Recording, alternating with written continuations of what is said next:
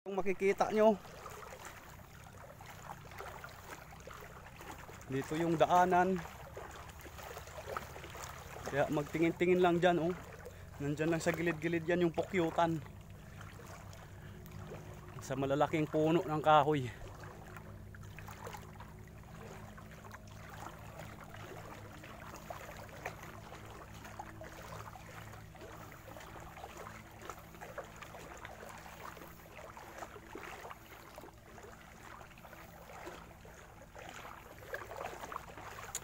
Rooney, pokyutan na, andyan oh.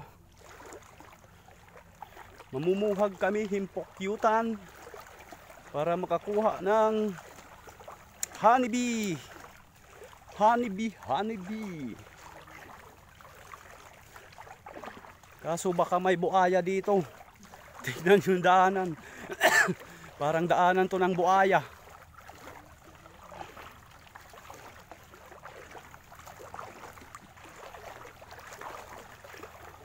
Yan, bakawan.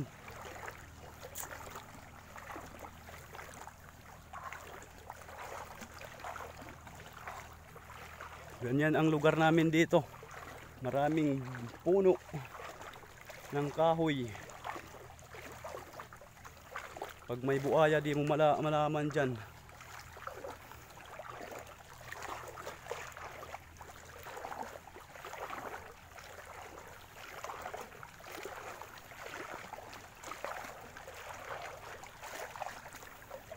Ayan, dahil hindi kami nakakuha ng olnitan at saka balat ay tigo, nagpasya na lang kami umuwi dahil pataas ang tubig. Makikita nyo hanggang dito mayroon na, mataas na.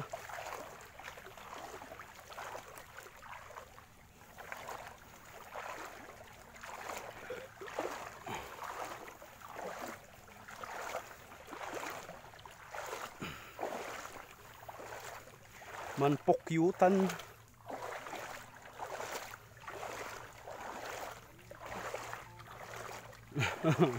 Ang laki pa naman ng lalagyan ni Ronnie, wala naman nailagay.